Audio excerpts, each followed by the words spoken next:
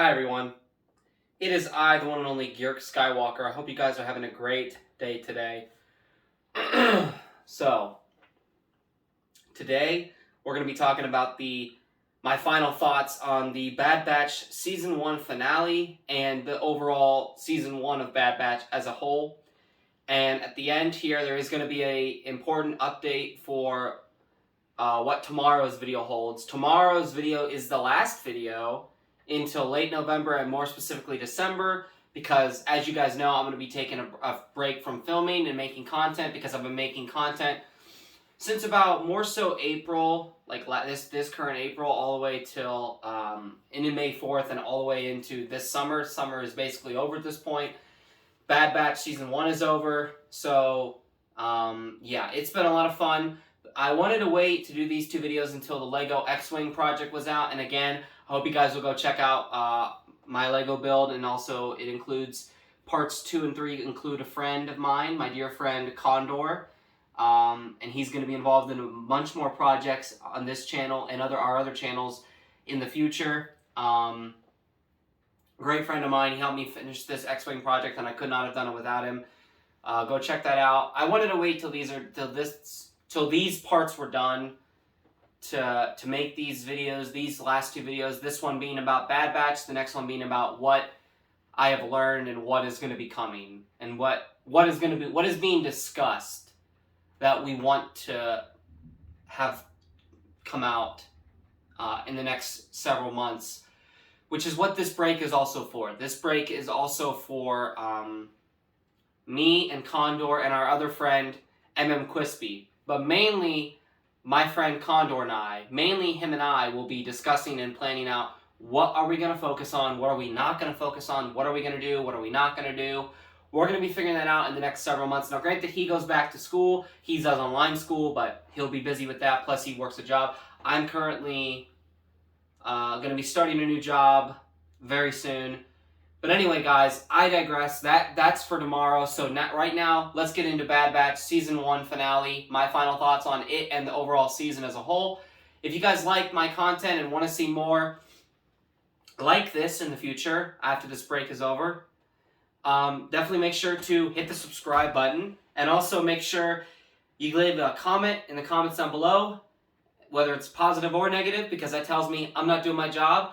And or leave a like or dislike, because that also tells me if I'm doing my job correctly. And if I'm not doing my job correctly to you, leave some feedback for me in the comments down below. And also, don't forget to hit that notification bell so you never ever miss any more uploads from me, yours truly, the one and only Georg Skywalker, in the past, present, or future. Thank you guys once again so much for watching. Thank you to all my subscribers who have supported me over the summer and those that have joined us as well. I greatly appreciate you. I love you guys. Hope you guys have had a great summer and had a great time and have enjoyed my content this summer, mainly the Bad Batch reviews. I have thoroughly enjoyed doing them, and also I hope you guys enjoyed the Lego X-Wing project videos. I did thoroughly enjoy doing that, as well as Condor did, and we look forward to all the content we are going to be planning out for the future. With that being said, let's get into it. So, overall, what I got to say about Bad Batch is this, to keep it short. The finale was incredibly underwhelming. I did not fully enjoy it near as much as part 1 of 2 for the finale.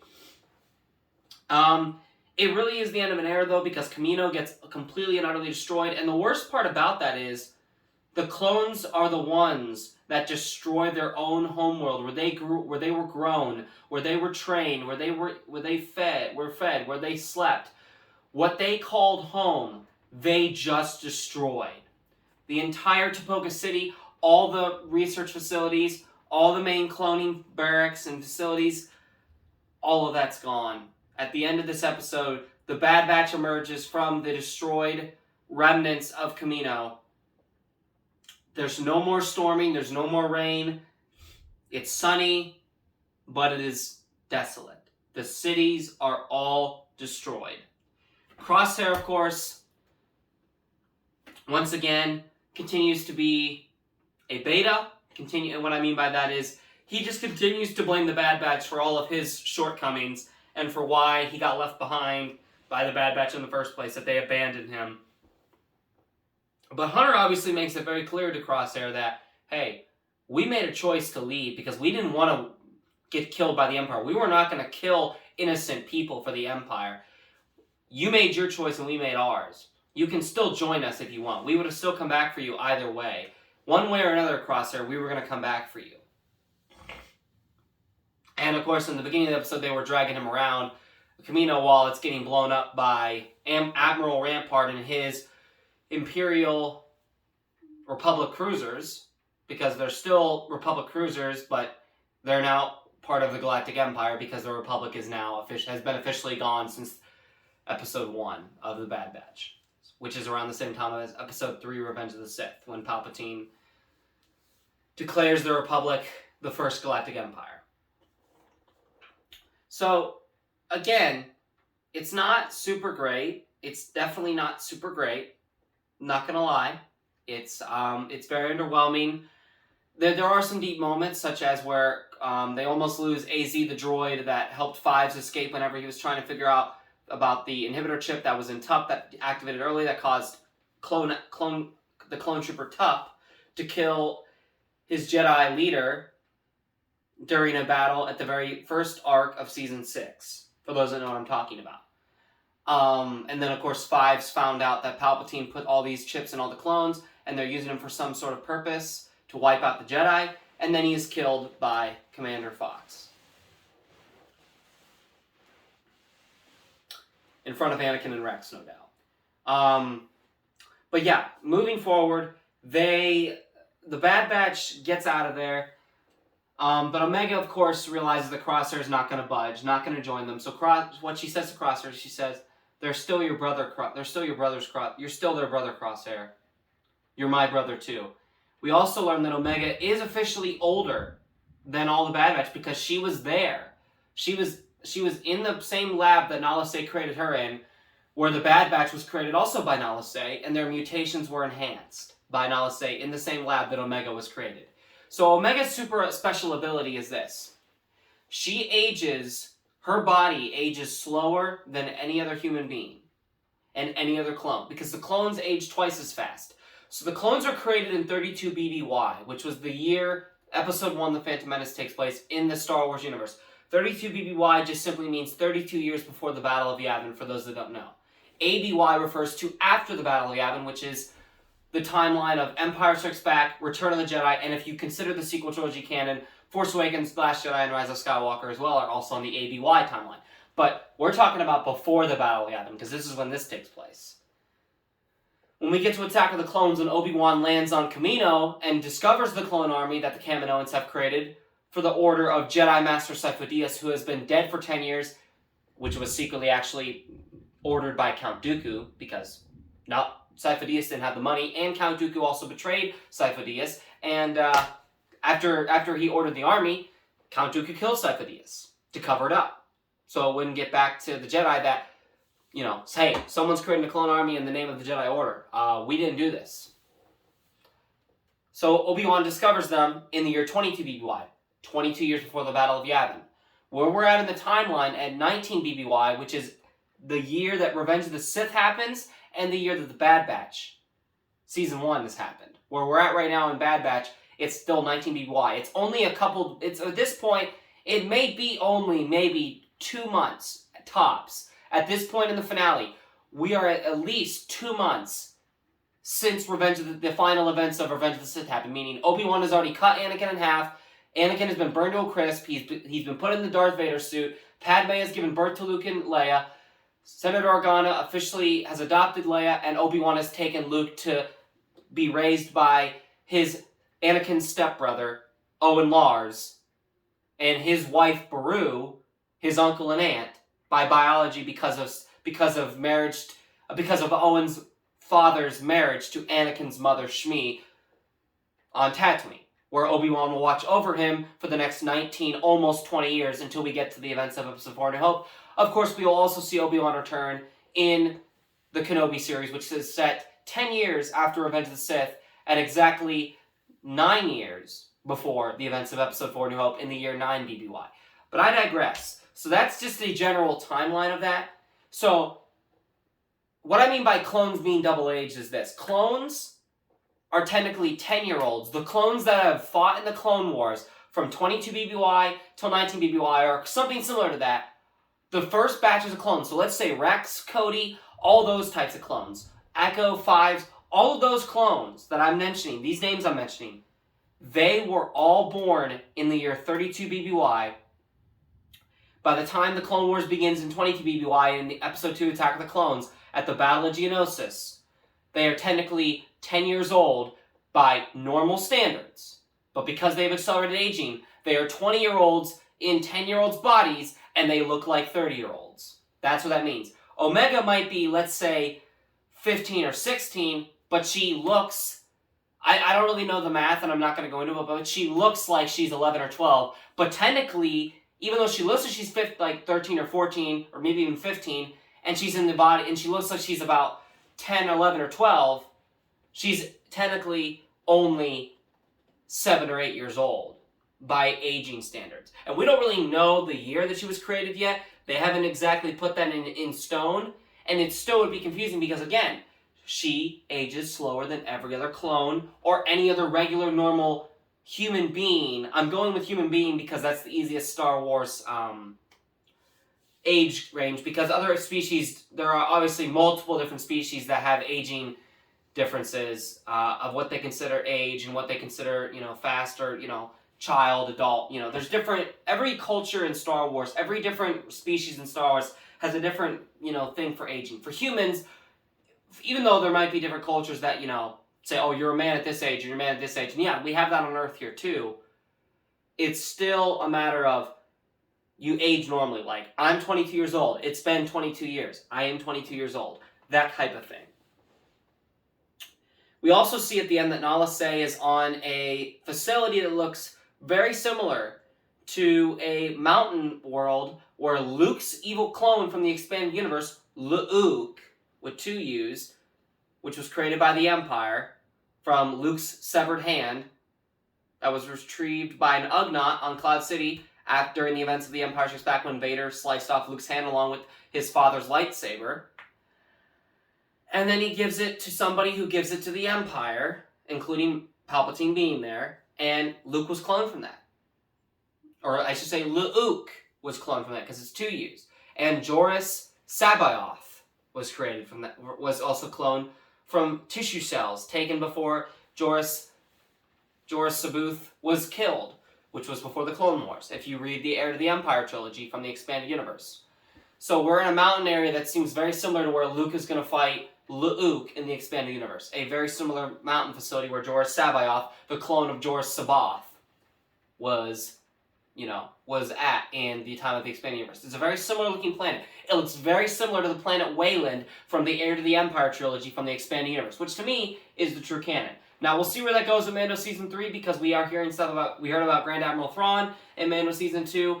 But Nala Se is the only Kaminoan that we are going to see on this facility, because we don't know what happened to Lama Su.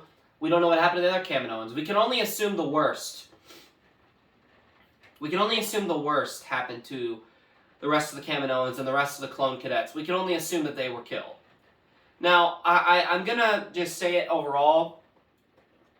The only really interesting part about the finale was that part where Nala Se is getting escorted onto this planet with this new cloning facility where she's going to do experiments for the Empire.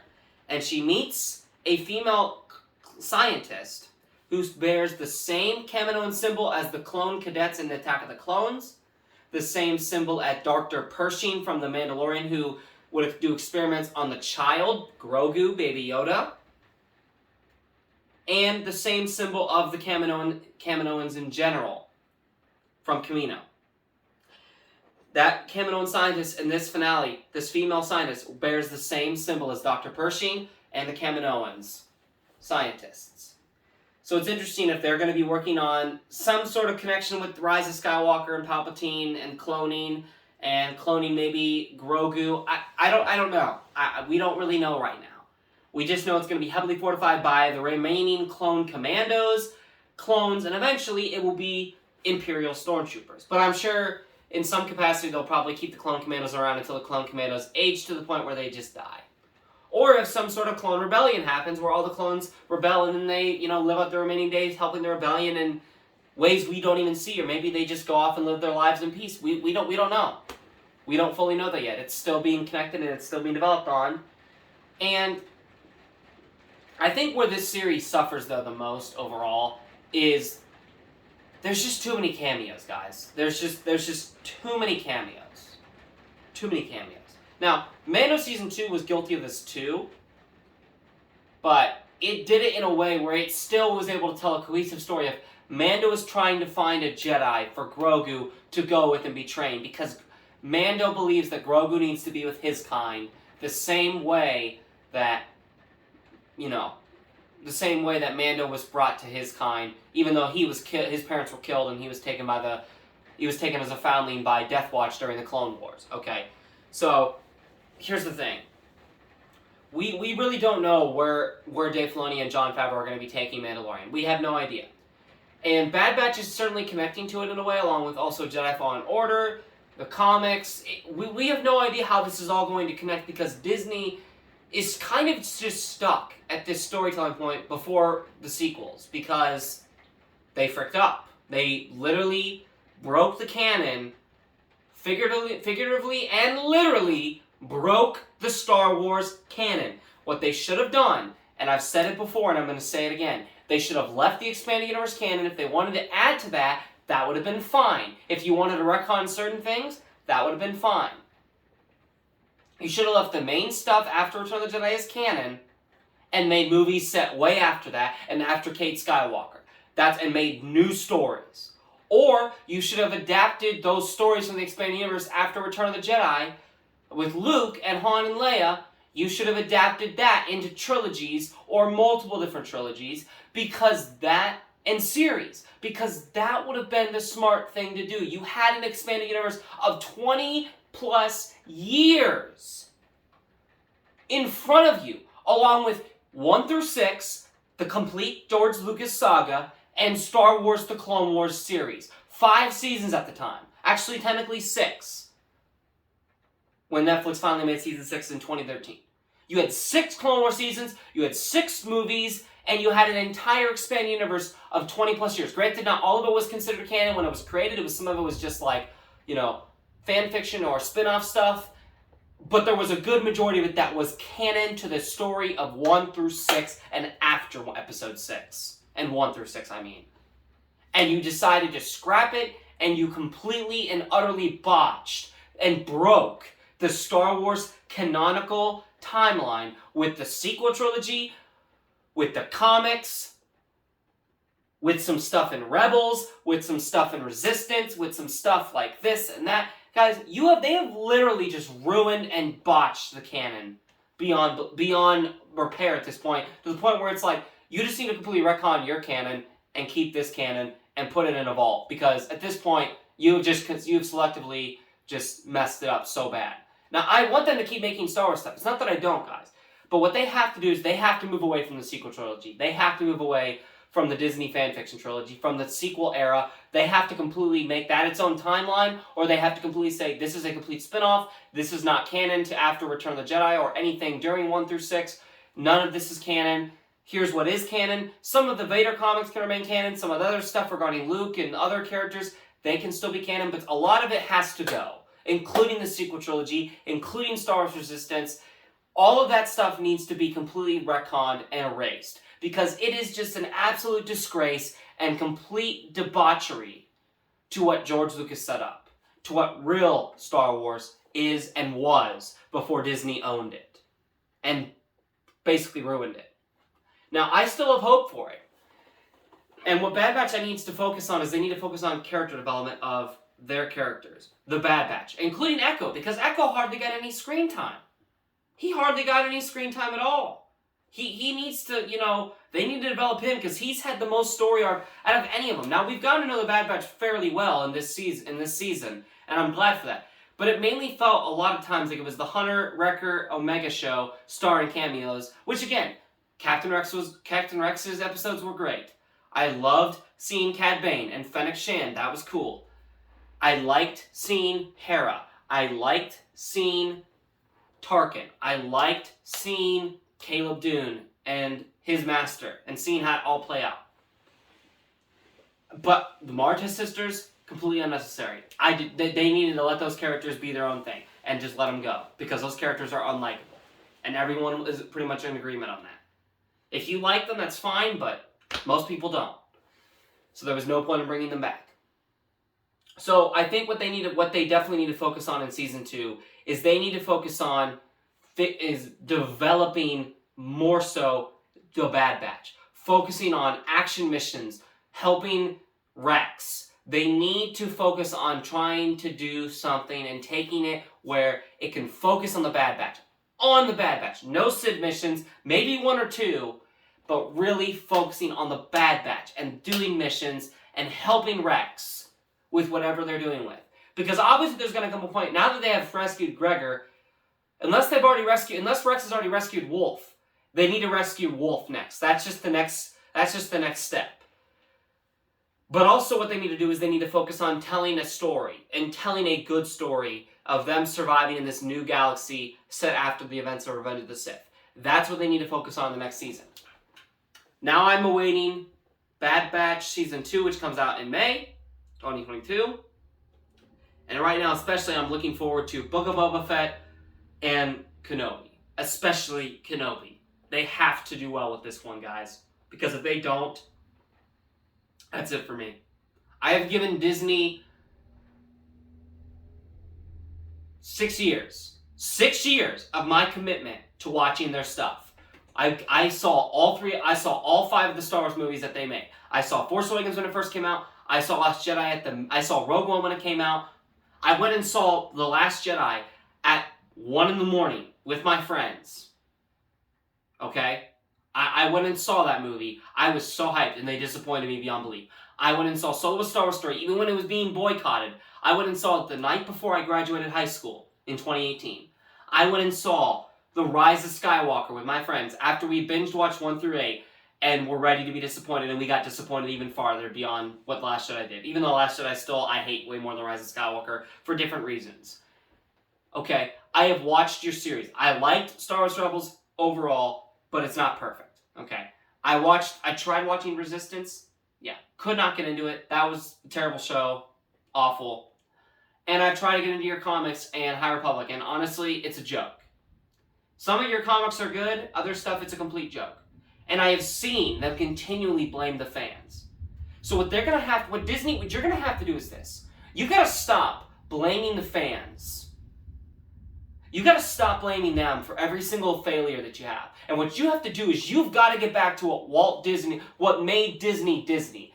What did Walt Disney do? He was a storyteller. He told meaningful, wonderful, heartwarming, even if they were very dark themed originally, stories. He took stories that were dark and he gave them hope, and he put a spin on it, added bright colors and music and fun and imagination and wonderful, amazing voice acting, and he created an amazing cinematic universe. Disney, you own Marvel. You own Star Wars. You own some of the most amazing companies that have told some of the most amazing stories in the history of storytelling of the human race. Okay? You've got to get back to telling stories, because there's going to come a point where I'm not going to take you seriously, and not only me, there's other people that don't watch your stuff anymore. There's already people who are done with your crap. And eventually, with Kenobi, that's going to be my last straw, because this is the last legacy character I'm going to sit and watch you destroy. This is the last one I'm going to sit by and watch you destroy it. If it is going to be destroying Kenobi and breaking even more of the canon. Because if that's what happens, this is going to be it for me. I am just done with Star Wars at this point. I've had enough. But Bad Batch overall, I'm going to give it a 7 out of 10 for Season 1. Focused too much on cameos. Focused way too much on Sid missions and the Wrecker and Hunter and Omega starring cameos. Not enough on Echo or Tech. And I think, I'm not saying you have to focus on them too much and then don't focus on the other 3. But you need to have balance, and you need to develop them more. Because I feel like they haven't had much of a connection with Omega. And obviously part of it is because they're trying to do other things in the ship, or they're trying to do this and that. But I think they need to develop a little bit more of a relationship with Omega and other things as well. I think that I want to hear what they have to say. So what did you guys overall think of the Bad Batch season finale and overall season 1 as a whole? What did you guys think? Let me know in the comments down below. This is it for now. I will see you guys tomorrow for the final video in which I will be discussing to you all the plans we have and what my process is going to be while I take a break over the next couple of months. God bless. Take care. Hope you guys enjoyed. I had a great time making these reviews. And until tomorrow, my Jedi and Sith friends, remember, the Force will be with you. Always. Take care, guys.